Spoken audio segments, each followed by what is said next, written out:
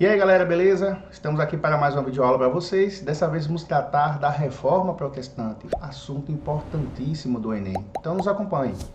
Mas antes de iniciar a aula, lá embaixo se inscreva no nosso canal, curta o nosso conteúdo e compartilhe para valorizar nosso trabalho. Vamos à aula? Então esse é o canal do professor Vinícius, sempre trazendo novos vídeos, aulas para vocês. Vamos acompanhar agora a Reforma Protestante, assunto super importante no Enem vestibular. A Reforma Protestante ocorreu no final da Idade Média para o início da Idade Moderna na Europa. E vamos ver do que se trata exatamente. Então a Reforma Protestante foi uma divisão que ocorreu no cristianismo. Pessoas da própria Igreja Católica passaram a contestar atitudes da Igreja. E essa contestação levou a um racha, a uma divisão, surgindo as religiões chamadas de protestantes, que hoje são mais conhecidas como evangélicas. Então vamos ver como foi que tudo isso aconteceu, tá bom? Antecedentes. O que aconteceu antes da reforma? Então, antes da reforma, algumas pessoas já tinham começado a se levantar contra algumas atitudes equivocadas da Igreja Católica, por assim dizer. Então, o primeiro deles foi John Wycliffe, na Inglaterra. John Wycliffe ele condenava o luxo do clero, o apego do clero, ou seja, bispos, padres, arcebispos, cardeais, o apego deles às coisas materiais, afastando-se da questão religiosa, que seria o principal. Então, John Wycliffe, ele defendia que o clero devia voltar aos tempos da Igreja Católica primitiva, ou seja, pregando o voto de pobreza, de humildade e se preocupando apenas com as questões espirituais. Então, ele teve grande apoio lá na Inglaterra, porém, o seu alcance não foi tão grande como os reformadores que vieram depois. Mas mesmo assim, John Wycliffe ainda influenciou algumas pessoas, como por exemplo, Jan Hus. Jan Hus levou as ideias de John Wycliffe lá para a Boêmia, a região que ele morava, e lá também passou a divulgar essas ideias. Porém, Jan Hus foi perseguido e morto por defender essas ideias. O alcance da contestação deles não foi tão grande como foram dos reformadores que vieram depois.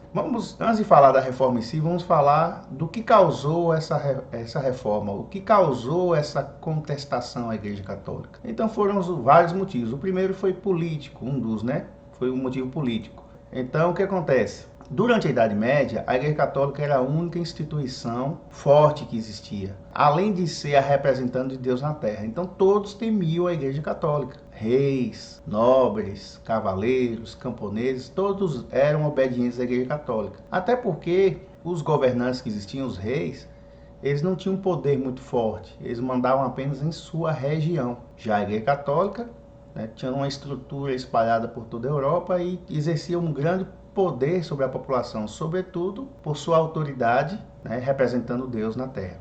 Mas o que acontece? Com o tempo, os reis, os governantes se uniram à burguesia, os comerciantes, o pessoal do dinheiro, fortaleceram seus exércitos, os reis passaram a dominar áreas maiores, influenciar mais pessoas e formarem governos nacionais. Então, à medida que o poder dos reis ia aumentando, à medida que a influência dos reis ia aumentando sobre a população, o poder da Igreja Católica ia diminuindo. Não que não fosse forte, mas não tão forte quanto era na Idade Média, no feudalismo. Então, algumas pessoas que antes eram perseguidas pela Igreja Católica, agora sentiam segurança nas suas autoridades para não serem condenadas, porque essas autoridades tinham um poder equivalente ou maior do que o da Igreja Católica. Outra questão foi econômica. A Igreja Católica era uma instituição medieval, ainda não tinha se adaptado aos novos tempos, afinal o comércio voltou a ser forte, as moedas voltaram a circular, então a ordem do dia era ganhar dinheiro. Porém, a Igreja Católica não agradava com seu discurso, não agradava principalmente a burguesia, que eram os comerciantes, empresários, banqueiros. Então, a Igreja condenava a usura e os altos lucros. O que é a usura? A usura seria empréstimo de dinheiro a juros. Então, nas missas orientadas pela igreja, os padres condenavam os juros altos cobrados dos empréstimos, dizia que faltava humanidade de quem emprestava aos seus irmãos de igreja, e cobrar dinheiro a juros é lucrar. Então a igreja de certa forma está dizendo, olha, diminua seu lucro. E quem lucra com isso não vai querer diminuir seu lucro. Ao mesmo tempo, ela condenava os altos lucros, os preços altos cobrados pelos comerciantes com os fregueses. A igreja dizia para deixar de ambição, vender um preço justo que estaria mais de acordo com os preceitos cristãos. Bom, isso desagradava a burguesia. Então a burguesia via que ou a igreja mudava sua postura para se adaptar aos novos tempos, ou então era necessário algo novo. Então veja que essa atitude deu a brecha para que algo novo viesse. Os nobres, a nobreza que começou a entrar em decadência nessa época, ao final da Idade Média, queria reafirmar seu poder. Então eles desejavam ter mais terras, e quem tinha muita terra era a Igreja Católica. Então os nobres passaram a ambicionar as terras da igreja, e para isso teria que enfraquecer o poder da Igreja Católica. E a outra questão era os governantes. Os governantes não queriam mais pagar tantos impostos aos papas. Isso porque desde muitos anos, há muitos anos, o pessoal já pagava impostos aos papas, à Igreja Católica, e eram impostos altos. Então os governantes não queriam mais arcar com essa despesa. Então veja que está todo mundo convergindo por um mesmo interesse: enfraquecer a Igreja Católica para poder ampliar o seu poder, seja reis, sejam nobres, sejam burgueses. E ponto mais grave foi o mau exemplo do clero. O que acontece? Ao mesmo tempo que condenava o lucro, a usura da burguesia, a Igreja Católica começou a tomar atitudes para arrecadar dinheiro. Ou seja, era pecado somente a ambição dos outros. Então o que acontece? A igreja começou a colocar à venda cargos da igreja: bispo, arcebispo, cardeais, e quem tinha muito dinheiro chegou até a ser papa. Então o que acontece? Pessoas que não tinham compromisso nenhum com a religião terminavam ocupando cargos dentro da igreja, no alto clero. Por não ter preocupação religiosa, terminava dando mau exemplo. Não foram poucos os casos religiosos se envolvendo com guerras, com prostituição, com farras, enfim, com atitudes que não eram condizentes com os ideais cristãos. Então, muitos desses novos componentes do clero começaram a se apegar às questões materiais, ao luxo. E era uma contradição. Por quê? Porque ao mesmo tempo que a igreja cobrava ofertas e impostos pesados do povo pobre, deixando ainda mais miseráveis, os caras estavam luxando, comendo bem, vestindo bem, morando em casas boas. E isso gerava insatisfação na população. Havia o caso do Papa Júlio II, um papa que vivia no exército, combatendo em guerras. Imagine vocês, um papa, uma figura santa, indo para o campo de batalha matar gente, pois era isso que Júlio II fazia. Para arrecadar dinheiro, a igreja também, além de vender cargos, passou a vender relíquias sagradas. Para quem não sabe, relíquias sagradas eram objetos considerados santos. Por exemplo, vendia-se um osso que diz que pertencia ao santo tal. As pessoas compravam porque achavam que adquirindo aquele objeto santo ou sagrado, ela estaria mais próxima da salvação. Vendia-se pedaços de madeira dizendo que foi da cruz de Jesus Cristo. Então, assim, era uma enganação, porque muitas vezes o que era vendido não correspondia ao que de fato deveria ser, tá? E também era um meio de mercantilizar a fé.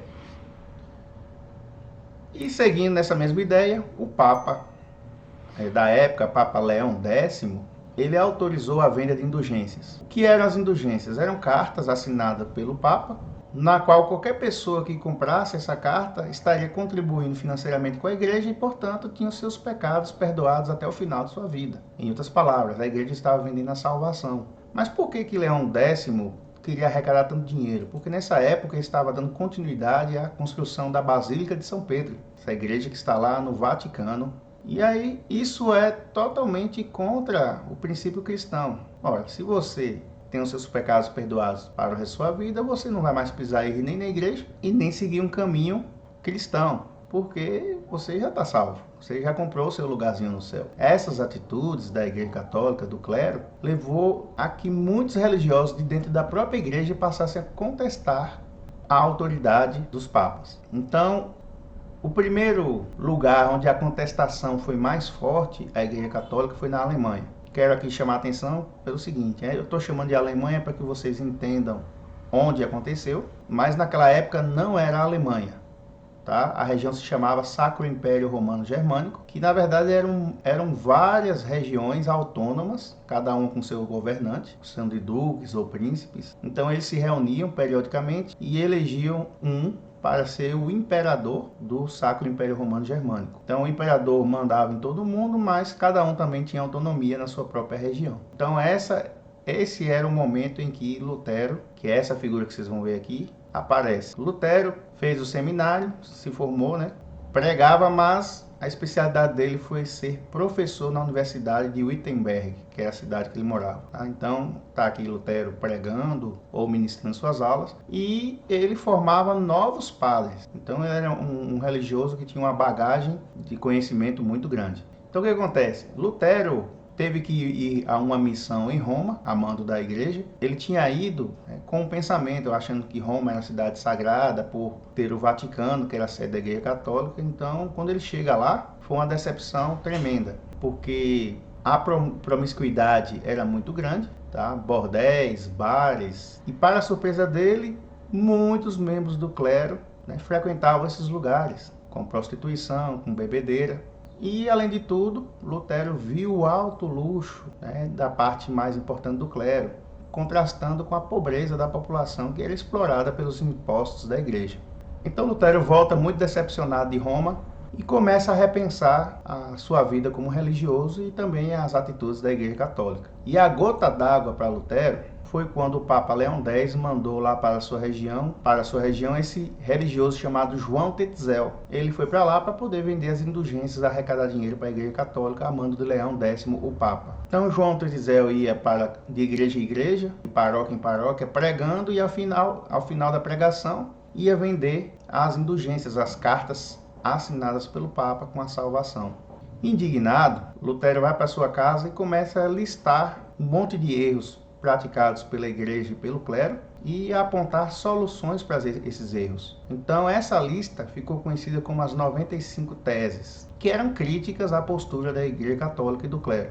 Como naquela época não havia meios de comunicação, a melhor forma de você divulgar uma ideia era pregar essas ideias na porta das igrejas, que geralmente ficavam no centro das cidades. Então Lutero vai para a igreja principal de Wittenberg e cola suas 95 teses lá. O que acontece? A região, o Sacro Império Romano Germânico, estava insatisfeita com a postura da igreja católica, por tudo aquilo que eu citei antes.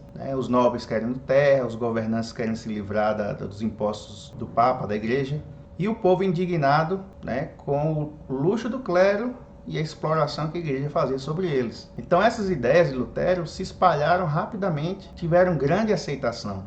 E o que ainda ajudou Lutero foi o que esse rapaz que está aparecendo na imagem aí fez. O nome dele é Gutenberg e ele inventou a imprensa, ou tipógrafo, onde ele imprimia folhetos, livros. Então as pessoas que gostaram das ideias de Lutero, por conta própria passaram a imprimir as suas 95 teses e espalhar por toda a região do Sacro Império Romano Germânico. E um dos pontos das 95 teses é que Lutero criticava a venda de indulgências, dizendo que não era um pedaço de papel que iria salvar o ser humano, e sim a sua fé em Deus. Então o que acontece? A venda de indulgências na Alemanha caiu drasticamente e isso afetou as finanças da igreja. Então chegou ao conhecimento do Papa Leão X, que em 1520 escreve uma bula é um documento escrito pelo Papa, envia para Lutero, condenando Lutero a se retratar de tudo o que havia dito nas suas 95 teses. Percebendo o crescente apoio que vinha recebendo, Lutero se encorajou e foi à praça pública,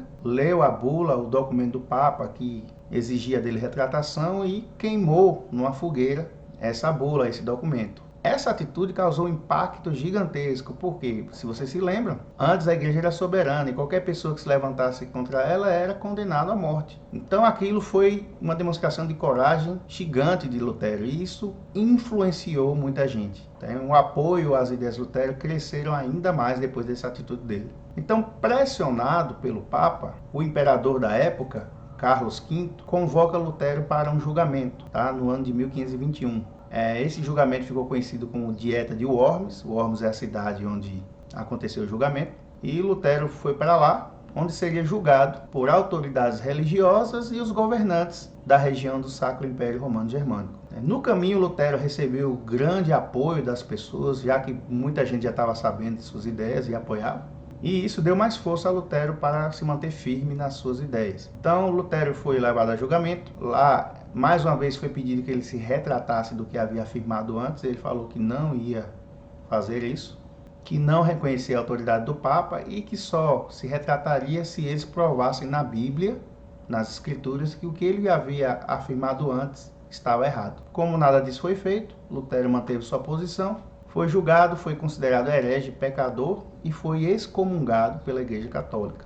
Não foi condenado imediatamente à morte porque ainda gozava de grande popularidade. Então Lutero retorna a Wittenberg, a sua cidade, e o governante de lá, que também foi o fundador da universidade, o Duque Frederico, que gostava de suas ideias, ordenou que Lutero fosse sequestrado no caminho e fosse escondido para que posteriormente não fosse condenado à morte pela igreja.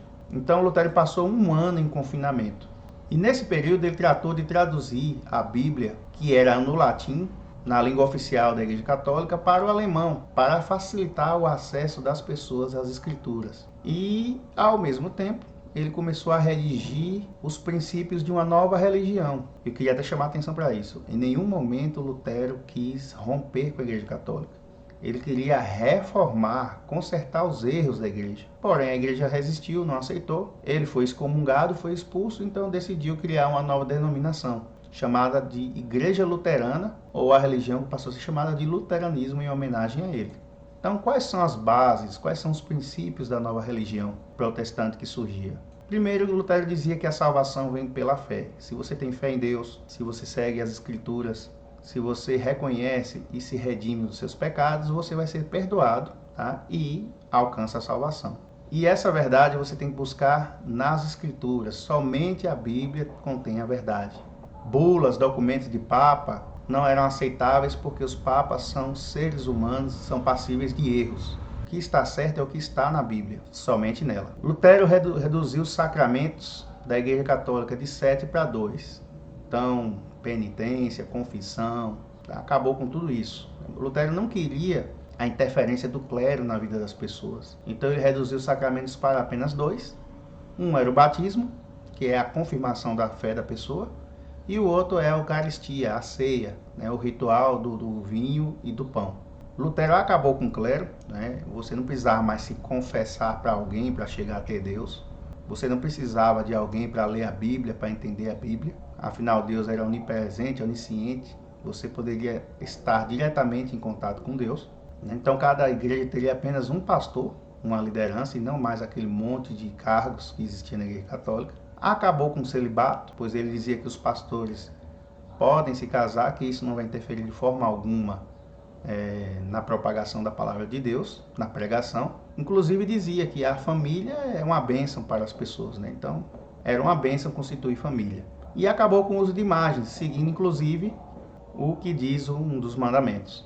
Lutero afirmou que o culto tinha que ser em alemão, tinha que ser na língua do povo, para que o povo entendesse melhor a palavra de Deus. Na Igreja Católica, naquele tempo, as missas eram em latim, então o entendimento era muito pouco. E por fim, que teve grande impacto, foi a submissão da igreja ao Estado. Lutero dizia que a igreja devia abrir mão de suas atribuições políticas e cuidar apenas das questões religiosas, espirituais. O Estado, o governo, a autoridade é quem devia cuidar das questões políticas. Então isso repercutiu positivamente no Sacro Império Romano Germânico, onde logo várias autoridades locais passaram a adotar o luteranismo como religião oficial no lugar do catolicismo. Então, quando Lutero sai do confinamento, a ameaça à sua vida já tinha passado, passa a colocar em prática e a organizar a nova igreja, a nova religião que surgia. E teve grande impacto sobre outras pessoas. As ideias de Lutero chegaram inclusive até a Suíça, onde um padre chamado Ulrich Zwinglio começou a divulgar as ideias de Lutero. Porém, quem causou maior impacto lá na Suíça foi João Calvino. João Calvino era um francês, tá? Já havia abandonado a Igreja Católica. Como na França os não católicos começaram a ser perseguidos, ele fugiu e se estabeleceu em Genebra, na Suíça. E lá ele passou a pregar um protestantismo diferente do luteranismo. Calvino ele adotou a maioria das ideias de Lutero, mas divergia em 2 pontos que nós vamos ver agora. Um era em relação à salvação. Enquanto Lutero dizia que o ser humano escolhe aceitar a Deus, escolhe ter fé, reconhece seus pecados, se redime deles, ou seja, o ser humano alcança a salvação, Calvino dizia diferente, não. Deus é quem vai dizer quem está salvo ou quem está condenado ao inferno. Tá? Então as pessoas já nascem predestinadas, já nascem escolhidas, ou para ir para o céu, ou para ir para o inferno. E a sua vida é que vai mostrar os sinais da sua salvação. Outra divergência era em relação ao dinheiro. Lutero, de certa forma, ainda mantinha opinião parecida com a da Igreja Católica, onde afirmava que a ambição era ruim para o ser humano, a procura pelo lucro, pelo dinheiro, levava o ser humano ao pecado. Já Calvino dizia diferente. Quem trabalha, tem sucesso, ganha dinheiro com isso, é porque está sendo abençoado. E essa ideia agradou demais aos burgueses, aos comerciantes, aos banqueiros, tá? Porque era exatamente isso que eles estavam esperando, uma religião que justificasse as suas ideias. Tá? Então, por conta disso, já que burguês tem em todo lugar, das religiões protestantes, a que mais se espalhou, a que mais se difundiu pela Europa foi o calvinismo, né? A religião fundada por João Calvino. Então, em outros países, o calvinismo recebeu outros nomes. Então, na França, os calvinistas eram chamados de huguenotes, na Inglaterra, de puritanos, e na Escócia, de presbiterianos. Vamos falar agora da reforma na Inglaterra, e eu queria chamar a atenção para uma coisa. Se Lutero e Calvino divergiam da Igreja Católica no campo das ideias religiosas, na Inglaterra a reforma aconteceu por questões pessoais e políticas. Vamos ver o que aconteceu. O rei Henrique VIII era casado com a rainha Catarina de Médici. Em 6 gravidez, só tinha dado uma filha a ele.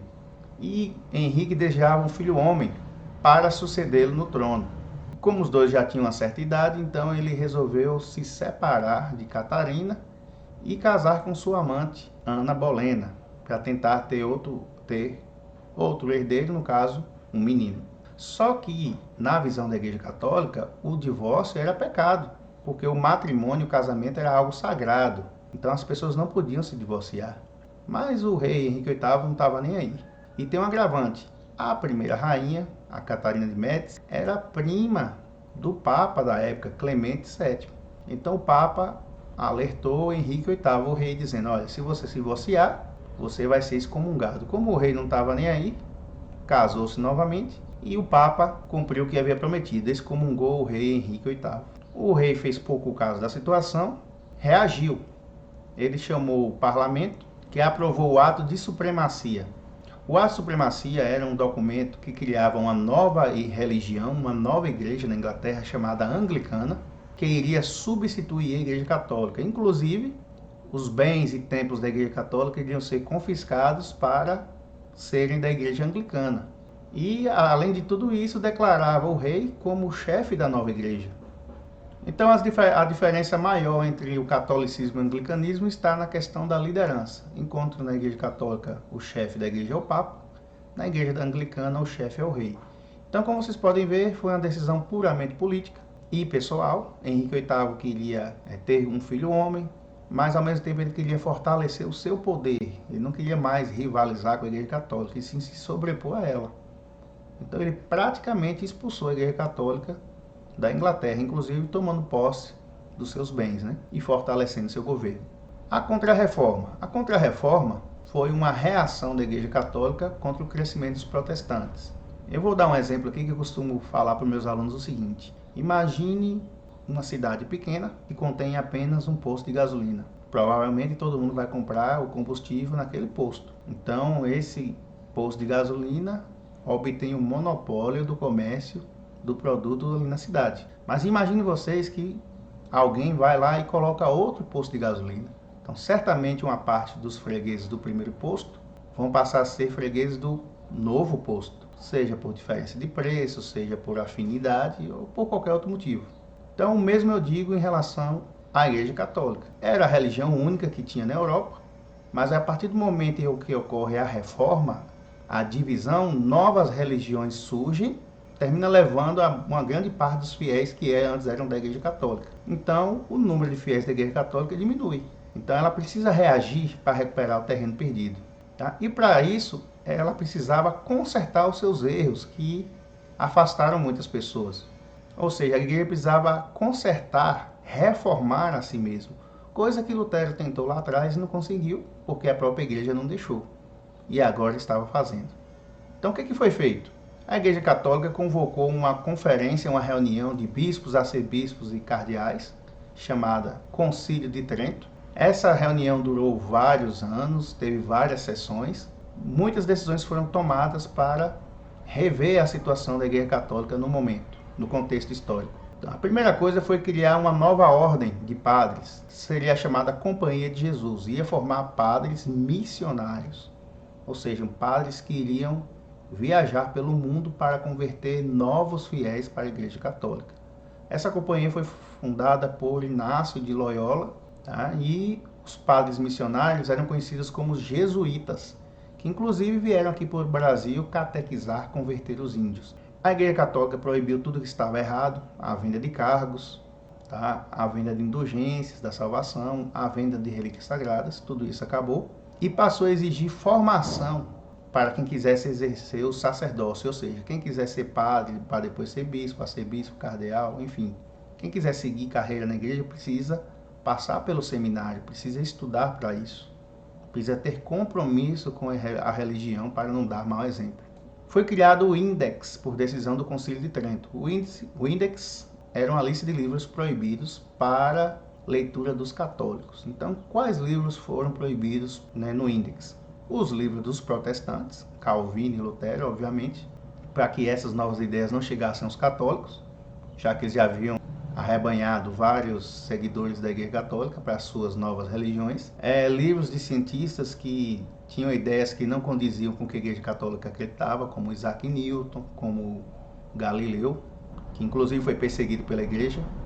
E a Igreja Católica reativou o Tribunal da Santa Inquisição. O Tribunal da Santa Inquisição era um tribunal religioso que existia na Idade Média. Lembra que eu falei a vocês que a Igreja Católica perseguia e condenava muita gente que se opunha à Igreja? Pois então, qualquer pessoa que divergia das ideias da Igreja Católica era chamada de herege, de pecador. Quem julgava essas pessoas era um tribunal religioso chamado Tribunal da Santa Inquisição. Então, esse tribunal deixou de existir por um tempo, mas foi reativado para perseguir as pessoas que eram contra a igreja. É claro que esse tribunal da Santa Inquisição só existiu nos países católicos, sobretudo Espanha e Portugal. Então, várias pessoas foram condenadas à morte, tá? Numa tentativa de reprimir os contrários aos dogmas da Igreja Católica. E aí, galera, espero que tenham gostado desse novo vídeo. Fique atento porque sempre estaremos aqui publicando novos vídeos para o Enem Vestibulares, tá? Mas antes de sair, vá embaixo, se inscreva no nosso canal, curta o nosso vídeo, compartilhe o nosso material para a gente produzir cada vez mais conteúdos para vocês. Um abraço e até a próxima!